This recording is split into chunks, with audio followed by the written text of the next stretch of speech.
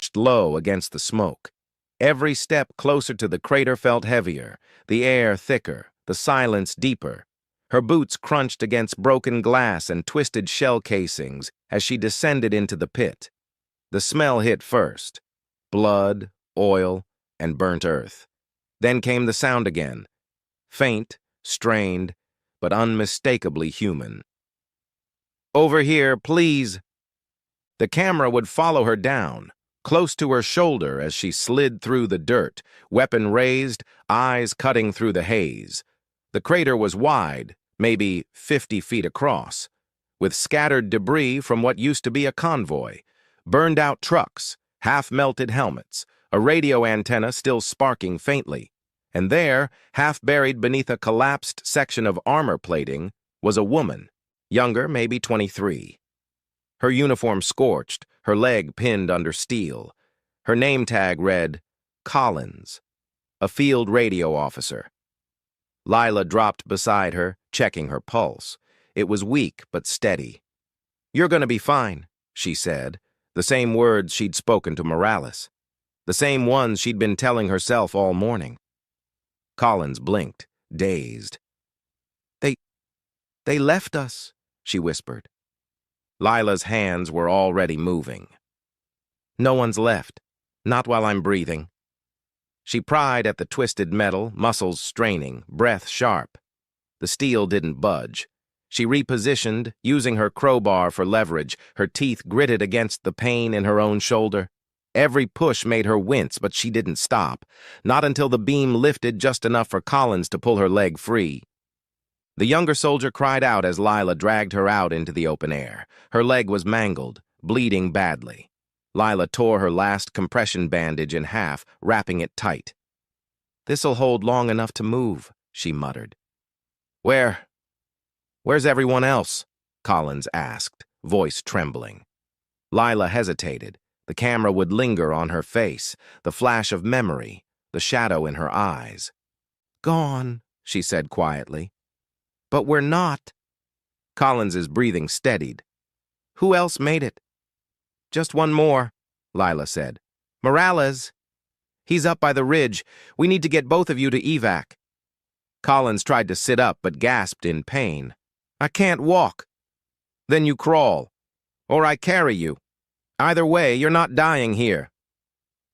Thunder rolled again in the distance. Not weather, but mortars. The sound was closer now, shaking loose the dirt around them. Lila's head snapped up. "They're shelling again. We move. Now." She slung Collins's arm over her shoulder and began the climb out of the crater. The camera would pull back slowly, capturing the two women rising from the destruction. One limping, one bleeding, both refusing to stop. When they reached the ridge again, Morales was where she'd left him, barely conscious, whispering her name. Lila dropped beside him, easing Collins to the ground. 3 survivors, 1 medic, no reinforcements. Lila looked from one to the other, her face streaked with grime and resolve. "We've got 20 minutes to reach the evac zone," she said, "and if command won't come for us—" She loaded her rifle, eyes fixed on the burning horizon. "Then we'll make it there ourselves." As she stood, the faintest tremor crossed her expression. Fear, exhaustion, grief, all buried under the one thing she still had left: purpose. The camera panned upward, revealing the vast, ruined valley stretching endlessly ahead of her. And in that emptiness, her voice, low, steady, unbroken, carried like a vow. "We're going home." The horizon burned like a dying world. Smoke turned the sunlight to copper, and the wind carried a mix of sand, ash, and distant screams that barely sounded human anymore. Lila led the way, rifle tight against her chest, every muscle locked in control. Behind her, Morales stumbled with one arm around Collins, his other hand clutching his bandaged side. The 3 of them moved as one, slow, silent, broken, but still moving. The camera would glide alongside them, tracking every labored step. Dust clung to their boots, blood darkened their uniforms, and the only sound was the steady rhythm of their breathing. Lila's eyes never left the ridgeline ahead. She knew the coordinates by memory now, 397 by 241. The evac zone, the place command had promised and then forgotten. "Keep low," she whispered. "The valley's crawling with patrols." They reached an open stretch where the grass had burned to ash. Lila stopped, scanning with her scope. The heat shimmered across the distance. And there, half a mile out, a line of armored vehicles moved slowly across the ridge. Too organized to be friendly. She lowered the scope, her jaw tightening. "Change of route. We cut east." Morales winced. "That'll take us through the old irrigation ditch. It's mined." Lila nodded. "I know." Collins looked between them, fear rising in her eyes. "Then why—" "Because," Lila interrupted quietly, "the alternative is walking straight into them." The camera would focus on her face for a beat. The exhaustion beneath her resolve, the flicker of something deeper in her expression. Guilt, maybe. The weight of every name that wouldn't make it home. They started east. The air thickened again, heavy with the metallic scent of rust and death. The irrigation ditch stretched ahead, narrow, overgrown, and littered with bones of old machinery. Lila crouched, moving carefully, scanning for tripwires or pressure plates. Then, a sound, a faint metallic click beneath her boot. She froze. The others did too, eyes wide. Morales whispered, "Tell me that's not what I think." "Don't move," Lila said, her voice calm but cutting like glass. She looked down. A buried anti-personnel mine, old but not dead. Her heel had depressed the trigger plate. One wrong move, and the silence she'd been walking through would turn into fire. Collins's breath hitched. We can disarm it, right?" Lila's mind raced. She'd done this before, once, years ago, under better light and steadier hands. But now her body shook from fatigue, her fingers slick with someone else's blood. "Morales," she said quietly, "take Collins and move 50 feet back." "No," Morales protested, limping forward. "We're not leaving you." "Do it," she said sharply, her eyes never leaving the ground. "That's an order." The camera would zoom in on her hands, trembling slightly as she slid her knife from its sheath, brushing away dirt grain by grain. Sweat rolled down her neck, her breath measured in slow counts. 1, 2, 3. The ridge was half a mile away, but it felt like another world. Between Lila and that ridge lay a wasteland, burnt vehicles, fallen gear, and the kind of quiet that comes only after chaos. The sun had risen higher now, bleeding gold across the gray. Smoke drifted lazily through the field, mixing with the scent of gunpowder and burned fabric. Morales stumbled behind her, his face pale, his steps uncertain. Every few seconds she'd glance back, offering a hand, a nod, a word. Just enough to keep him moving. "Stay low," she whispered. "If they're still out there, they'll be scanning the open ground." The camera would follow them from behind, two silhouettes moving through a graveyard of war. Lila's eyes darted from shadow to shadow, searching for movement. Her instincts screamed that something was wrong. It was too quiet. No birds, no wind, no radio chatter. The kind of silence that makes even the living seem like ghosts. Halfway to the ridge, Morales froze. I hear something," he murmured.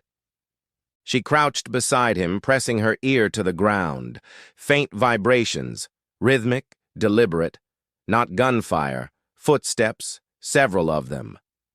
Lila's heart quickened. She pulled Morales down behind a wrecked transport truck and peered through a hole in the chassis. Through the haze, she saw them, figures moving across the field, methodical and armed. Not friendly. They were sweeping the area, checking for survivors. Her hand gripped Morales' shoulder. "Stay quiet. Don't even breathe too loud." They lay there for what felt like an eternity, the camera zooming slowly on Lila's face, the strain in her jaw, the sweat on her temples. One of the patrolmen stopped just a few meters away, kicking through the debris. A shell casing clinked, rolling near her boot. She didn't move, didn't blink. The patrolman turned, muttered something in a foreign tongue, and walked off. Lila exhaled only after the last of them disappeared into the smoke. She turned to Morales. "We can't wait anymore. We go now."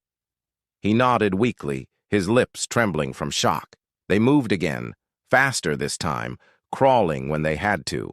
The ridge loomed closer, its jagged outline cutting against the sky. She knew if they reached it, there might be signal, maybe even cover. But hope was a fragile thing out here. It came and went with every breath.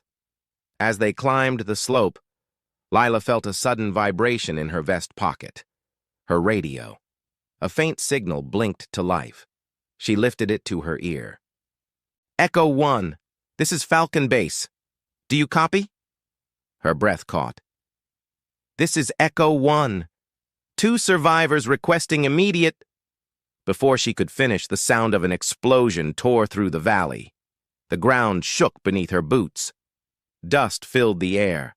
Morales fell, crying out in pain. The line went dead. The ridge that had looked like salvation now burned with new fire. Lila stared into the flames, her face lit by orange light. And for the first time that day, she whispered to no one, "Please, not again." The explosion rolled through the valley like thunder, echoing off the stone walls and coming back again. Slower, lower, like the earth itself was groaning. Lila dropped beside Morales, shielding him with her body as chunks of dirt and metal rained down. Her ears rang, the world spinning in and out of focus. When the sound faded, all that was left was the ringing silence again. That same endless quiet she had started to hate. She looked down. Morales was alive, but barely. Shrapnel had torn through his side. His breathing came in short, sharp bursts, the way soldiers breathe when their bodies are fighting to stay in this world. Lila's training took over, hands moving before her mind could catch up. Gauze, pressure, seal, inject. Every motion fast, precise, almost desperate. Her voice stayed calm, steady, like a song meant to keep him tethered to life. "You're gonna make it," she whispered again, and this time it sounded like a promise to both of them. The camera would tighten on her face, eyes glistening, jaw set, the quiet determination of someone who refuses to lose one more soul. In the distance, new smoke rose, black and curling. That meant the enemy was close. Maybe 50 soldiers sweeping north, pushing toward the ridge. And she knew what that meant. If she stayed, they'd both die. If she left him, he might have a chance, but she'd never forgive herself. Her hand hovered over her rifle. The radio blinked again, faintly alive. Static, then a broken voice. "Echo 1, evac window, 30 minutes, coordinate 397 by..." The signal cut. She looked at Morales. He was losing consciousness. She leaned close. "I need you to stay awake, Morales. You hear me?" His lips moved. You shouldn't have stayed." Lila almost smiled bitterly. "Yeah, well, I never listen." She grabbed her map, tracing the coordinates in the dirt.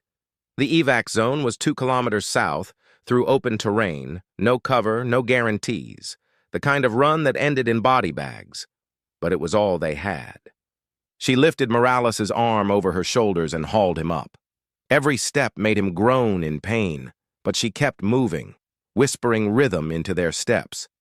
Left foot, breathe. Right foot, breathe. The camera would follow from behind, dust swirling around their boots as they limped across the scarred earth.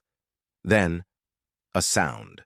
Not gunfire, not footsteps, something smaller, sharper. A voice, faint through the wind. "Help! Over here!" Lila froze. She turned. The voice came from the direction of the crater. Someone else was alive. For a moment, she just stood there, caught between 2 dying men and one impossible decision. Morales's head dropped against her shoulder. Go. Leave me. She shook her head. Not happening. But when the voice called again, weaker, fading, she knew she couldn't ignore it. Lila set Morales down gently, grabbed her rifle, and turned back toward the crater. Her breath steadied, her eyes hardened, and she whispered once more to the broken field that never seemed to stop taking. I'm coming! The field was silent, not peaceful, just empty. The kind of silence that doesn't soothe, it strangles. The air still smelled of smoke and iron, and the dirt trembled under the weight of memories that refused to die. Somewhere between the burnt-out vehicles and shattered helmets, a hand twitched, barely alive, and that yes when her voice cut through the dead air. You're gonna make it. Like, subscribe, and click the bell icon for more stories. The camera would drift through the haze of dawn, the kind of light that makes everything look colder than it should. Broken radios hissed in the background, their static mixing with the faint hum of flies. And then we see her, Sergeant Laya Rhodes, her face streaked with dust, her eyes sharper than the rifle slung across her chest. She wasn't supposed to be there anymore. Her unit had been ambushed the night before. Command listed them unreachable. But she stayed. Stayed because somewhere in this ruined stretch of land, her people were still out there, bleeding, waiting. Lila was a combat medic, the kind that didn't freeze when blood hit her hands. She had a quiet reputation, no speeches, no drama, just precision and courage that made her a legend among the platoons. But this morning, as she moved through the carnage, even her hands shook. The silence wasn't normal. It was too clean, too final. Then a faint sound, a moan, deep within the collapsed trench line. The camera would track her movement as she dropped to her knees, brushing away debris. A soldier's face appeared, pale and barely breathing. She ripped open her pack, pressing gauze to his chest, whispering that line again. You're gonna make it. But as she spoke, her radio cracked to life, an encrypted channel, her call sign barely audible. Echo 1, this is command. You are in the red zone. Extraction denied. Repeat. Extraction denied. Her hand hovered over the mic. Then she switched it off. The field was silent again, except for the sound of her heartbeat, steady and defiant. And in that silence, she made a decision that would change everything. The radio stayed silent after she switched it off, and for a long moment, all Lila could hear was her own breathing. Heavy, uneven, like it was trying to push back against the weight of the world. She looked around the shattered trench. Bodies lay half-buried under dust and shrapnel, each uniform telling a story that ended too soon. Her hands trembled as she pulled another soldier free, checked for a pulse, and found only stillness. She swallowed hard, forcing her emotions back down. There was no time for grief. Not yet. The camera would follow her as she moved with mechanical precision, each step deliberate, each motion framed by the orange-gray light of a dying dawn. The medic's bag swung against her hip, torn, half empty, but still her lifeline. Somewhere ahead, a faint tapping echoed through the ruins. Morse code. Someone was alive. She followed it, slow, crouched, careful. Her boots sank into mud that had once been soil, now mixed with ash. Every few meters, she'd stop and listen, her eyes scanning for snipers. The sound grew clearer, more desperate. She finally reached a half-collapsed bunker, its entrance buried under twisted metal. She dug with her bare hands until she could see a glimpse of movement, a soldier pinned beneath a steel beam. His name tag read Morales. His breathing was shallow, and blood trickled down the side of his face. Hang on, she whispered, pulling out a morphine injector. I've got you. He blinked, dazed. I thought everyone was gone. She didn't answer. Her eyes darted toward the horizon, distant gunfire, faint but closing in. Time was running out. She wedged her crowbar under the beam and pushed with everything she had, her muscles shaking. Dust filled the air. Finally, the metal shifted just enough for Morales to crawl free. He gasped as she wrapped his shoulder and pulled him up. "Can you walk?" she asked. "Not far." "Then we'll crawl." They moved through the wreckage, half standing, half dragging, every movement echoing through the hollow field. The camera would pan wide, two tiny figures against miles of broken land. She stopped only when Morales stumbled, his breath ragged.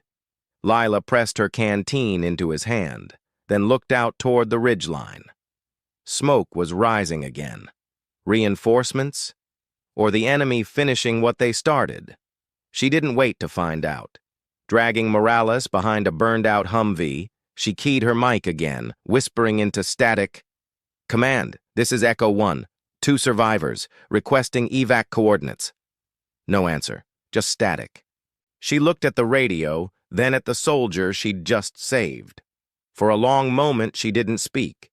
Then she turned off the mic again and muttered quietly, "Guess it's just us now." The wind shifted, carrying the faint sound of approaching vehicles, too far to tell if they were friend or foe. Lila's jaw tightened. She gripped her rifle, checked her last tourniquet, and whispered under her breath, not to Morales, but to herself, "You're gonna make